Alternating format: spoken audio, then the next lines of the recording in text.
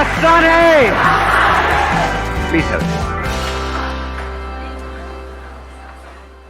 Mentally strong कैसे होते हैं और मेंटली स्ट्रांग होने का मतलब क्या है, ये हमको मिल करके आज फाइंड आउट करना है। पहले ये देखना है कि फिजिकली स्ट्रांग होने का मतलब क्या।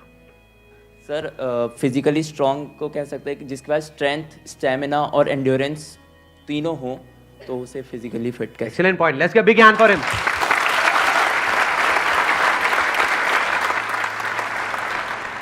क्या हम ये कह सकते हैं उसकी मसल स्ट्रांग हो?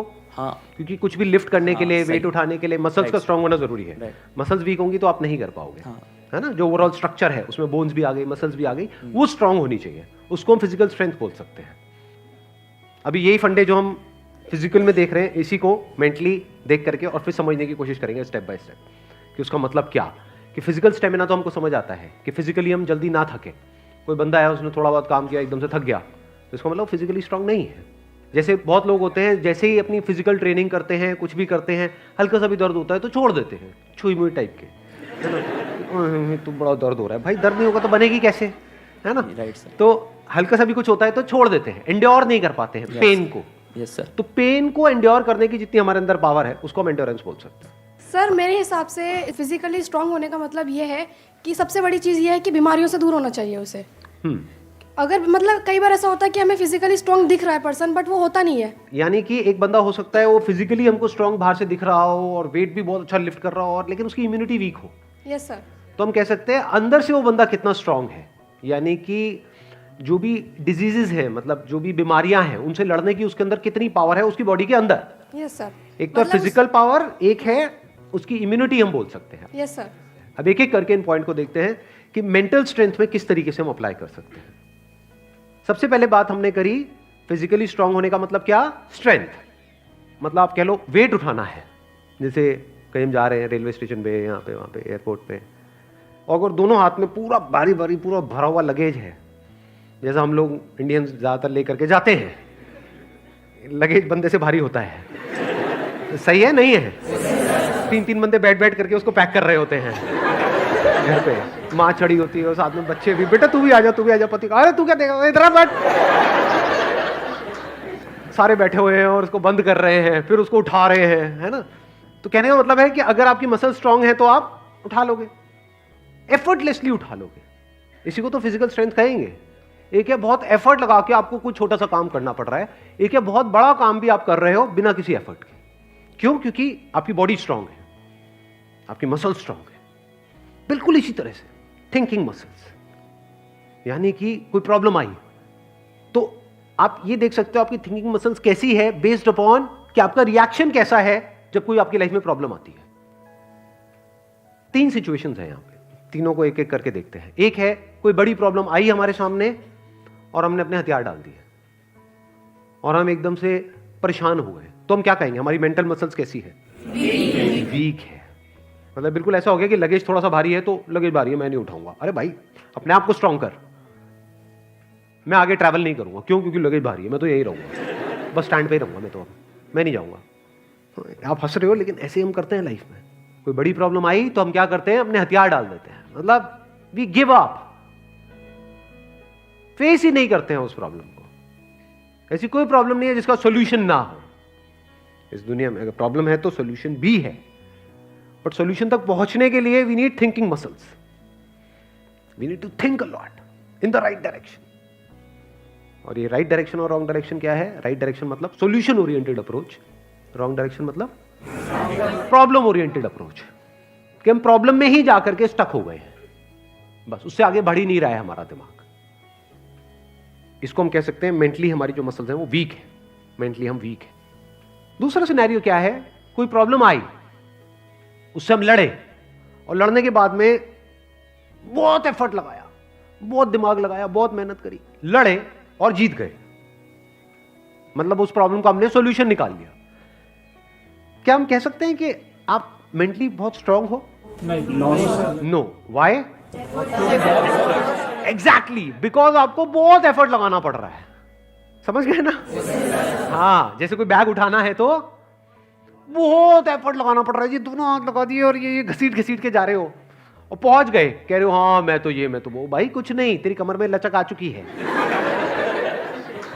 The second scenario is better than the first scenario but not as good as the third scenario. Third scenario क्या है? बड़ी से बड़ी भी कोई प्रॉब्लम आई हमारी लाइफ में, हम पहले ही उसके लिए तैयार थे और ऐसे सॉल्यूशन निकल के आ गया। मतलब वो प्रॉब्लम जो दुनिया के लिए बहुत बड़ी है, जिसको देख करके लोग डरने लग जाते हैं, वो प्रॉब्लम आपके सामने आई, ऐसे सॉल्यूशन निकल गया, एफर्टलेसली काम हो गया।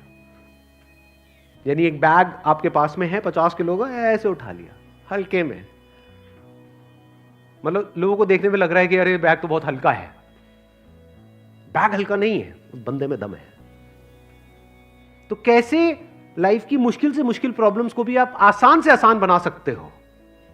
कितना आसान बना सकते हो कि ऐसा लगे अरे इस बंदे को तो कोई एफर्ट ही नहीं करना पड़ रहा है।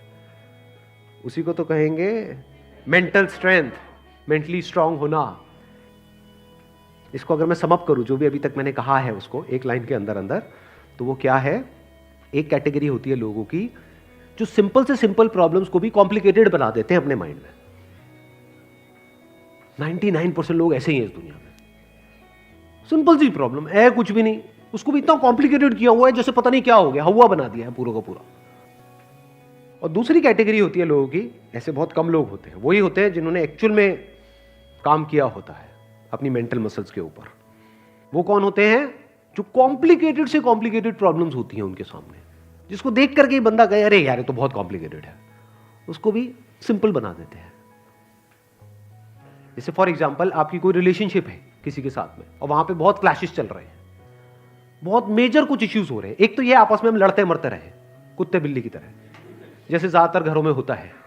उसका कोई सोल्यूशन निकल पाएगा कभी भी? नहीं। तो हमें क्या करना होगा? समझना होगा इस रिलेशनशिप में प्रॉब्लम है क्या।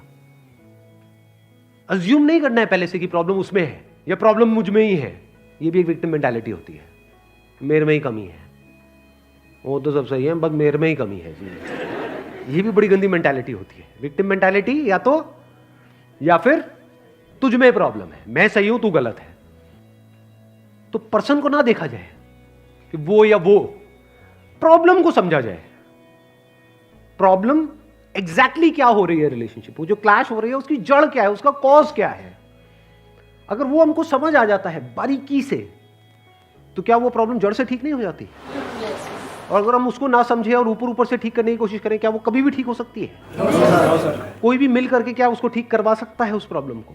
जैसे दो लोगों के बीच में प्रॉब्लम हो रही है, कोई तीसरा आ जाए उनके बीच में मीडिएटर बन करके, मैं सॉल्व करवा दूंगा तुम्हारी प्रॉब्लम, तो कुछ देर के लिए तो समझौता करा सकता है, लेकिन अगर परमानेंट उसका सोल्यूशन चाहिए तो वो कैसे होगा? या तो दोनों को या दोनों में से किसी एक को बारीकी से समझना होगा नेचर ऑफ प्रॉब्लम क्या है। And that could be very simple. समझ गए? मतलब लगता क्या है, ये स्पेशली जो रिलेशनशिप्स की जो प्रॉब्लम्स होती है वो बहुत ही कॉम्प्लिकेटेड होती है, एक्सट्रीमली कॉम्प्लिकेटेड। समझ ही नहीं आ रहा था क्या करें क्या ना करें। कई बार होता है कि बहुत ही सिंपल होता है उसका सोल्यूशन। अगर मान लो मेरी किसी के साथ में रिलेशनशिप है, उसमें कोई प्रॉब्लम हो रही है, तो उसको बारीकी से ऑब्जर्व किया, अच्छा प्रॉब्लम हो क्यों रही है और इतनी बड़ी प्रॉब्लम क्यों हो रही है, उसकी जड़ क्या है। तो जब जड़ तक गया तो मैंने देखा कि अच्छा मैं कुछ इस तरह से बोलता हूं जहां से पूरा खेल शुरू होता है। अगर मैं ये ना बोलूं तो, और इसकी जगह ये बोल दूं तो क्या खेल अलग डायरेक्शन में नहीं चला जाएगा? दोनों का अंडरस्टैंडिंग होना बहुत जरूरी है। आप कह रहे हो दोनों की अंडरस्टैंडिंग होना बहुत जरूरी है। हाँ जी सर। ध्यान से समझना, अब ये प्रॉब्लम ओरिएंटेड अप्रोच है, सॉल्यूशन ओरिएंटेड अप्रोच है? ये प्रॉब्लम ओरिएंटेड अप्रोच है जिसका कोई दुनिया में सॉल्यूशन नहीं है। ये बिल्कुल ऐसा है कि सरकार को तो अपना काम अच्छे से करना चाहिए। ये जो चाहिए है ना, ये हम इंडियंस की नस नस में दौड़ रहा है। सड़कों पे सबको अपनी गाड़ी ढंग से चलानी चाहिए, रेड लाइट पे सबको रुकना चाहिए, ये होना चाहिए, वो होना चाहिए, यहाँ पे सफाई होनी चाहिए, दोनों को एक दूसरे को समझना चाहिए, जो कभी नहीं होगा। तो क्या हो सकता है, इसका सोल्यूशन क्या है? ये हो गई प्रॉब्लम ओरिएंटेड थिंकिंग कि हमारी लड़ाई की जड़ क्या है, मैं तो उसको समझता हूं वो मुझे नहीं समझती। समझ गए ना? आ गई ना प्रॉब्लम। जबकि सोल्यूशन क्या है? मुझे ही समझना है, खत्म।